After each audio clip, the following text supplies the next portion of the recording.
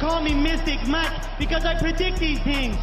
Vitor Petrino takes on Thomas Petersen this Saturday at UFC Fight Night Rio. And this is Vitor Petrino's second fight at heavyweight, recently coming in off of a submission win in the first round over Austin Lane in his first fight in the heavyweight division. Prior to that was knocked out by Dustin Jacoby and choked out by Anthony Smith. So I can respect the Dustin Jacoby knockout. I think he's very good. It was a very even fight on the feet before that.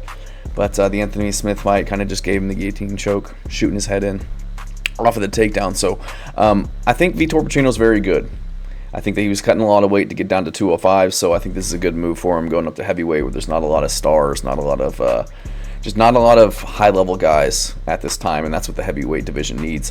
And Thomas Petersen, been kind of 50-50 in the UFC, beat Jamal Pogues, lost to Jamal Pogues, beat Muhammad Usman, lost to Shamil Gaziev, got knocked out in that fight, and then recently out-grappling Don'Tale Mayes. I think he got like 9 takedowns in that fight. So I think Thomas Petersen's good, comes from a collegiate wrestling background, he's got good boxing, good takedowns, power on the feet.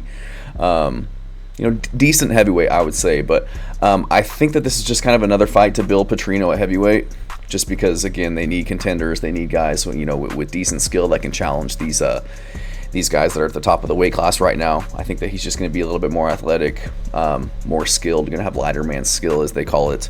I think he's got more explosive knockout power in the hands, just aggressive, has good forward pressure. I think that's going to benefit him in this fight against the wrestler. Really crispy counter punching, good overhand right, good left hook we've seen him throw, and willing to brawl at times, willing to take one to give one in exchange inside the pocket. So I think that'll be I think he's got the skill set to get past somebody like Thomas Petersen at the heavyweight division. Is concerning, he has been chinned before. Obviously was knocked out by Dustin Jacoby. Now he's moved up to heavyweight, where the guys hit a little harder. I don't think they're as technical as Dustin Jacoby, but anybody can get hit and get put out on any night. But the fact that he has been knocked out, he has been choked, obviously is a concern. I just don't think that Thomas Petersen's going to be the guy to find a submission on him. I think he does need to be concerned about the wrestling, but not necessarily getting finished on the ground by way of submission. Thomas Petersen, again, kind of more of just a wrestler, controller type of guy on the ground, looking for ground and pound, looking to knock guys out on the feet, not necessarily throwing up triangles from his back or looking for submissions on the ground. So I just don't think he's skilled enough to catch Petrino on the feet or on the ground.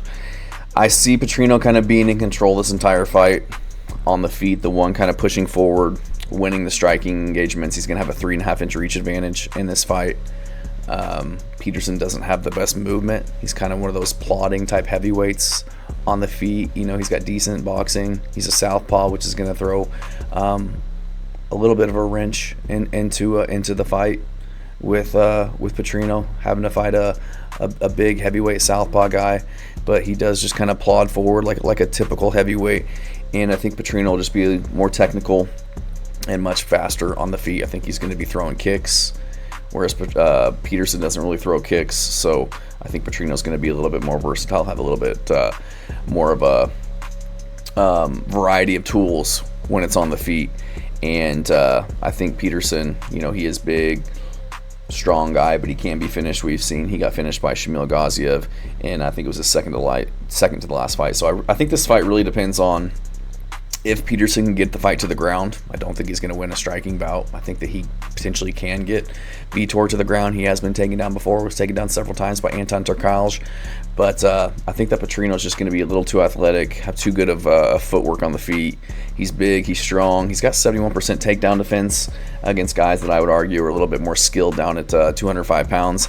And he's moving up in weight this time, so you would think that he might be a little undersized, but he's probably going to be, close to the same size, maybe bigger than Petersen in this matchup. They're both going to be around, 250 pounds, 255 pounds.